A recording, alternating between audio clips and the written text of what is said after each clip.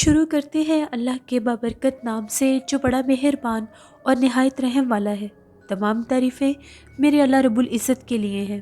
السلام علیکم لسنرز، میں ہوں آپ لوگوں کی ہوسٹ نوشین، اور میں اپنے چینل خوفناک کہانیوں میں اپنے سبھی سننے والوں کو خوش آمدید کہتی ہوں۔ لسنرز، کیسے ہیں آپ سب، اور میرے چینل کی خوفناک کہانیوں کو کتنا پسند کرتے ہیں؟ اپنی رائے کا اظہار کمنٹ باکس میں ضرور کریں۔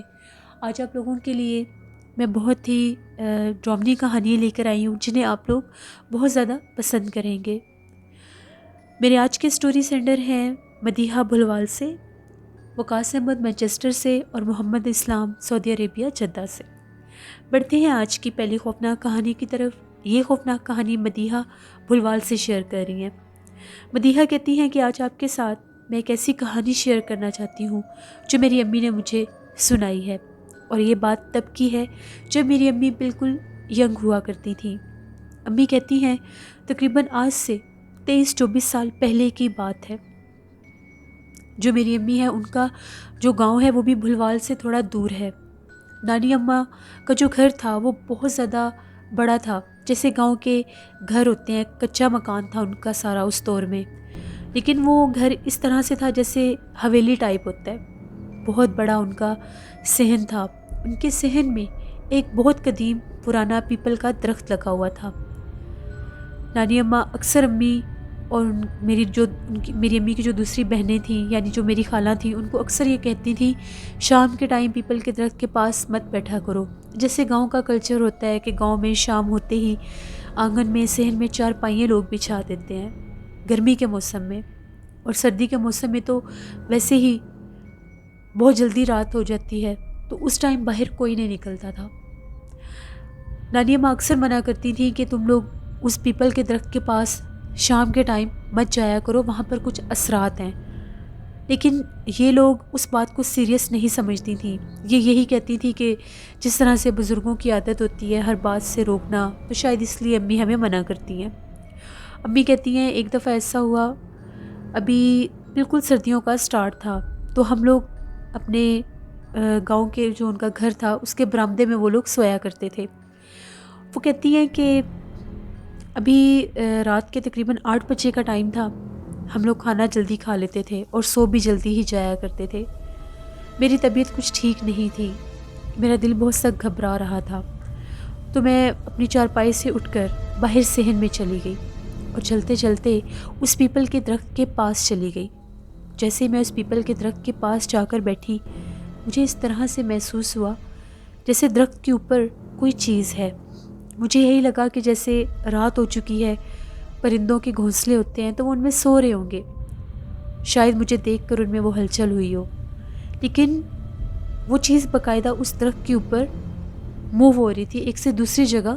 وہ ایسا لگ رہا تھا کہ پہلے وہ ایک شاخ پر تھی، پھر وہ دوسری شاخ پر گئی، تو جو درخت تھا وہ ہلنے لگ گیا۔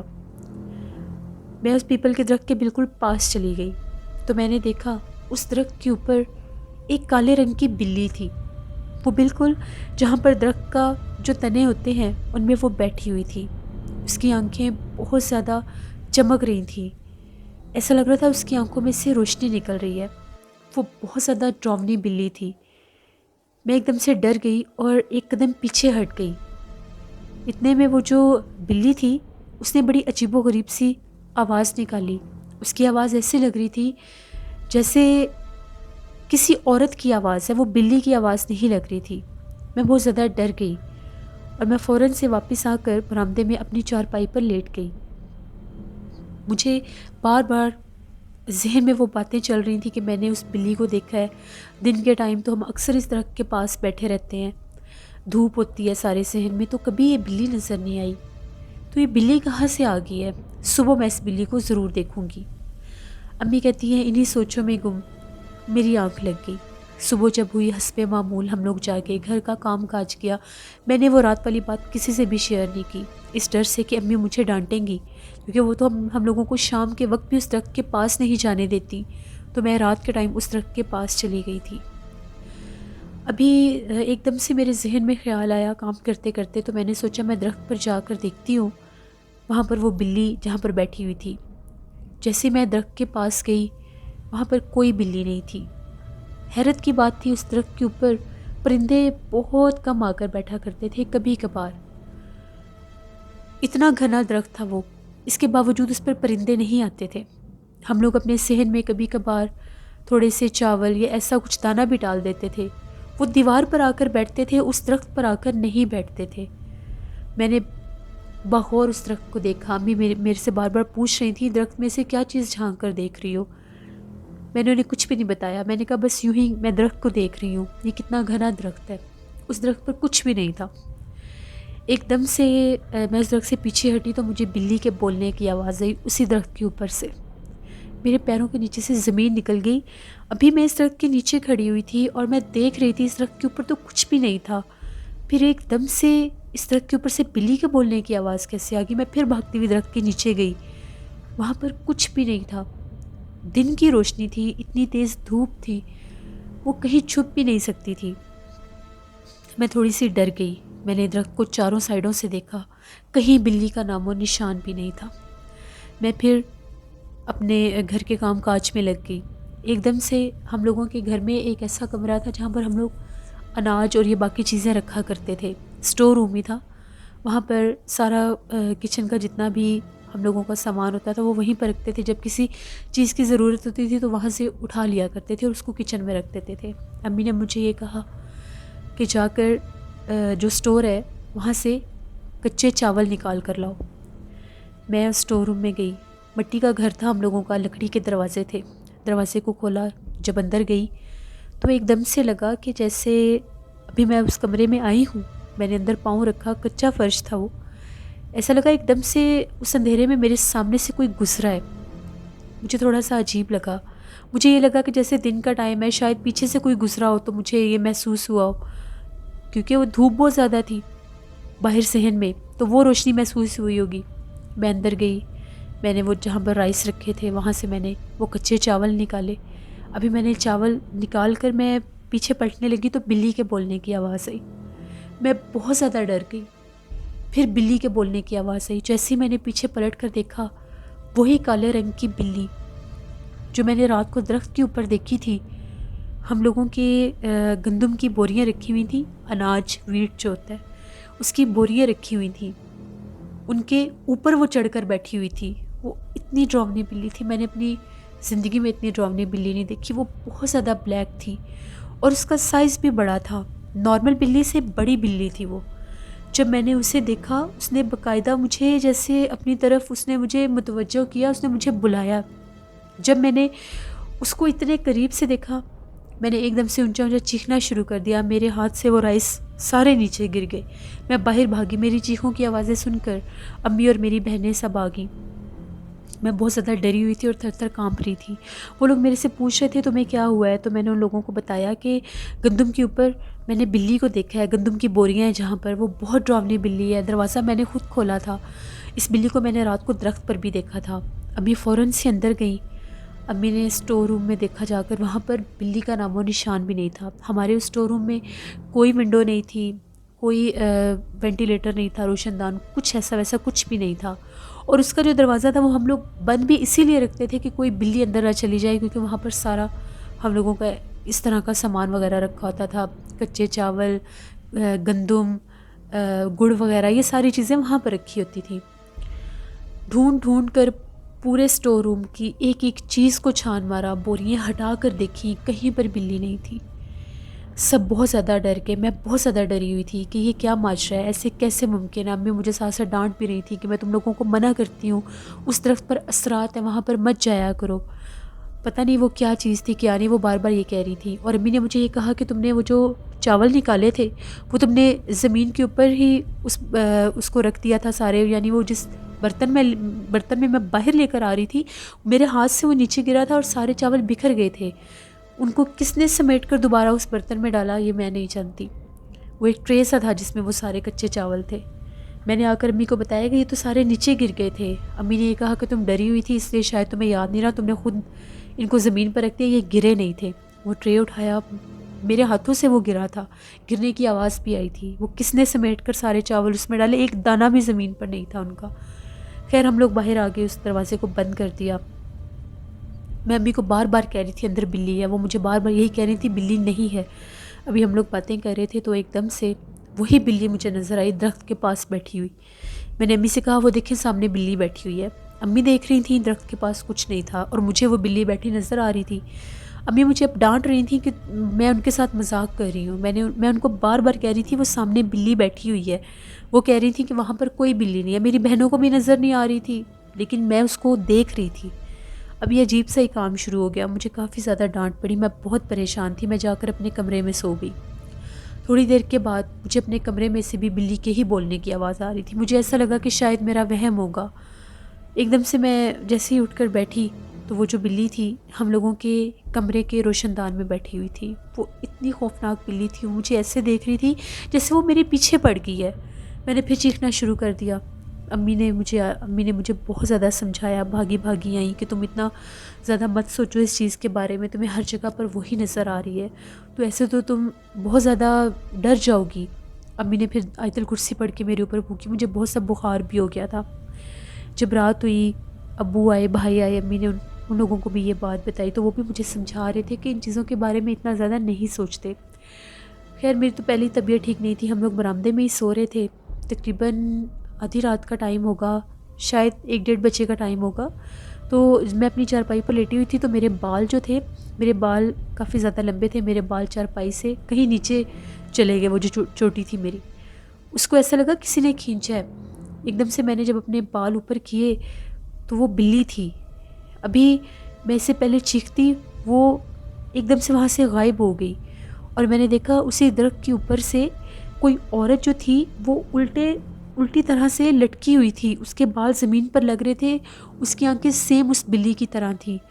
میں نے اونچا اونچا چیخنا شروع کر دیا، میری چیخوں کی آوازیں سن کر سب جاگ گئے۔ میں نے بتایا کہ میں نے وہاں پر ایک بہت ڈراؤنی مخلوق کو دیکھا ہے اور دیکھیں میرے بال چارپائی سے نیچے تھے تو اس کو بھی بلی نے کھینچا ہے، بلکہ میرے ٹوٹے ہوئے کچھ بال بھی زمین پر گرے ہوئے تھے۔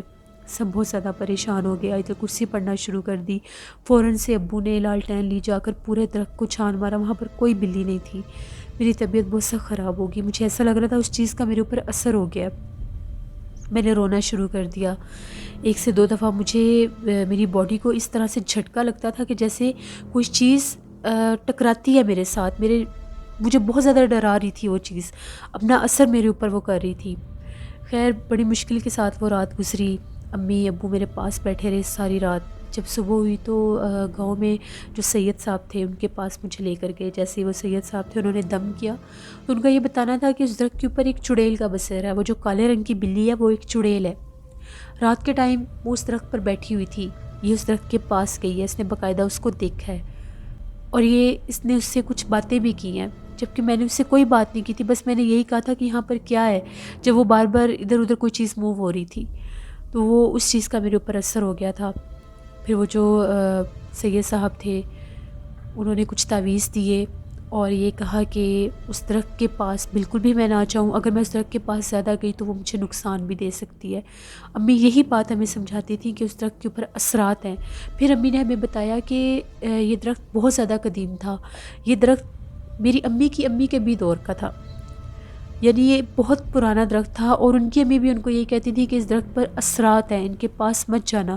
وہ کلیئر اس لیے نہیں بتاتی تھی کہ بچے ڈر جاتے ہیں۔ تو وہاں پر اس چڑیل کا بسیرا تھا۔ پھر وہ سید صاحب ہم لوگوں کے گھر آئے تو ایک کالے رنگ کے دھاگے کے ساتھ وہ اس درخت کے اوپر انہوں نے کچھ گرہ لگا دی، اس کی زمین کے اوپر اس کو لپیٹ کر اس پر کچھ گرہ لگا کر اس پر 3 تعویذ بھی لگا دیے، یعنی اس بلی کو، وہ جو مخلوق تھی، اس کو اس درخت تک انہوں نے محدود کر دیا۔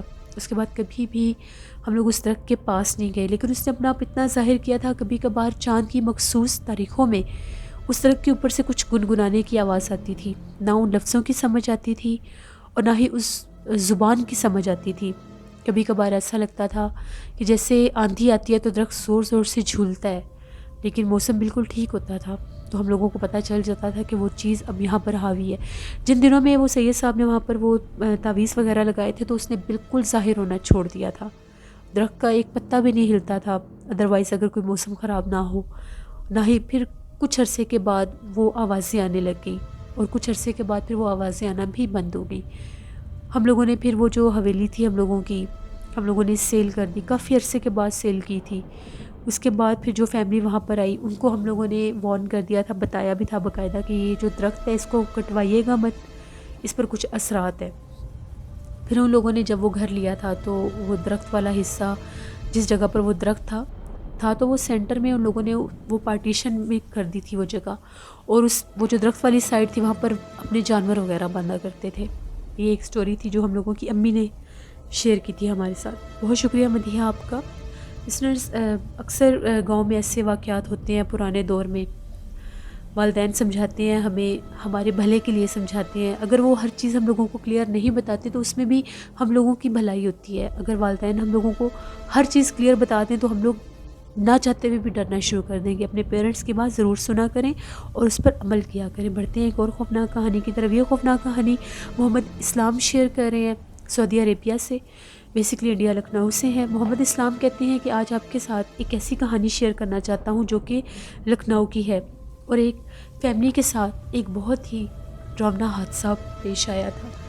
وہاں پر لکھنؤ میں ایک ایسا روڈ تھا، وہ روڈ بہت زیادہ مشہور تھا کہ وہاں پر جنات کا بسیرا ہے کچھ، کیونکہ وہاں پر ایک بہت پرانا شمشان گھاٹ بھی ہوا کرتا تھا۔ اکثر لوگوں کا ماننا تھا کہ وہ شمشان گھاٹ تو بند ہو چکا تھا، وہاں پر کوئی ایسی ویسی رسومات اب نہیں ادا کی جاتی تھی، لیکن اس کے باوجود وہاں پر لوگوں کا یہ ماننا تھا کہ وہاں پر ایک ندی بھی تھی جس کی وجہ سے وہ جگہ آسیب زدہ تھی۔ تو ایک ہسبینڈ وائف تھے، وہ لوگ ایک شادی سے واپس آ رہے تھے، ان لوگوں کو اس روڈ سے گزرنا پڑا۔ وہ کہتے ہیں کہ جب ہم لوگ اس روڈ سے گزر رہے تھے تو ہم لوگوں کو ایسا محسوس ہوا جیسے ہم لوگوں کے پیچھے کوئی چل رہا ہے۔ ہم لوگوں نے 1 سے 2 دفعہ وہاں پر رک کر پیچھے پلٹ کر بھی دیکھا، لیکن وہاں پر ہمیں کوئی نظر نہیں آیا۔ پھر ایک دم سے ہم لوگوں کو یہ محسوس ہونے لگ گیا جیسے ہم لوگوں کے آگے آگے کوئی سایہ چلتا ہوا جا رہا ہے۔ ہم لوگ کافی دیر ایک کونے میں کھڑے رہے کہ پتہ نہیں ہم لوگوں کا وہم ہے، یہ کیا چیز ہے، شاید اس روڈ سے کوئی ٹرانسپورٹ گزرے تو ہم ان سے ہیلپ لے لیں گے۔ لیکن کافی دیر ویٹ کرنے کے باوجود جب ہم لوگ وہاں سے گزرنے لگے، ایک دم سے ہمیں محسوس ہوا کہ کوئی رو رہا ہے، اور وہ رونے کی جو آواز تھی کسی عورت کی تھی۔ بالکل وہ جو شمشان گھاٹ تھا اور وہ ندی تھی وہ بالکل پاس ہی تھے۔ ایک دم سے ایسا لگا کہ وہ ندی والی طرف سے کوئی عورت چلتی ہوئی آئی ہے۔ وہ جو عورت تھی اس نے پہلے تو چہرے کے آگے ایک دوپٹہ سا کیا ہوا تھا، جیسے گھونگھٹ نکالا ہوتا ہے، وہ ہم لوگوں کی طرف ہی چلتی ہوئی آ رہی تھی۔ ہم لوگ کافی زیادہ ڈر گئے کہ یہ ندی کی طرف سے کوئی عورت آ رہی ہے۔ ابھی رونے کی آوازیں بھی آ رہی تھیں۔ جیسے ہی ہم لوگ اس کے قریب جانے لگے اس نے اپنا وہ گھونگھٹ اٹھا دیا۔ اس کا چہرہ بہت زیادہ ڈراؤنا تھا، اس کا پورا چہرہ جلا ہوا تھا، اور اس پر ایسا لگ رہا تھا بہت لمبے لمبے بال ہیں اس کے چہرے کے اوپر۔ ہاتھ بھی ایسے تھے، ہاتھ بھی بہت زیادہ لمبے تھے، اور سر کے بال اتنے لمبے تھے کہ وہ پاؤں تک آ رہے تھے۔ جب ہم لوگوں نے اس چیز کو دیکھا تو ان میں سے وہ جو کپل تھا ان میں سے جو فیمیل تھی وہ وہیں پر گری اور بے ہوش ہو گئی۔ اب ان کے جو ہسبینڈ تھے وہیں پر بیٹھ کر انہوں نے کچھ پڑھنا شروع کر دیا، جو ان کا اپنا مذہب تھا اس کے مطابق انہوں نے جو کچھ بھی پڑھنا تھا وہ پڑھنا شروع کر دیا۔ وہ کہتے ہیں جیسے ہی میں نے وہ پڑھنا شروع کیا، وہ جو عورت تھی وہ چیخیں مارتی ہوئی روتی ہوئی اس ندی کی طرف گئی اور وہ غائب ہو گئی۔ پھر وہاں پر کچھ لوگ گزر رہے تھے، ان کو اپنی مدد کے لیے بلایا، تو لوگوں کی مدد سے وہ لوگ اس راستے سے باہر نکلے۔ اس کے بعد لوگوں میں اس جگہ کا اتنا خوف پیدا ہو گیا تھا کہ لوگ وہاں سے گزرتے ہی نہیں تھے۔ شام تو دور کی بات ہے، دن کے ٹائم بھی نہیں گزرتے تھے۔ یہ ایک سٹوری تھی جو محمد اسلام نے شیئر کی۔ بہت شکریہ محمد اسلام آپ کا۔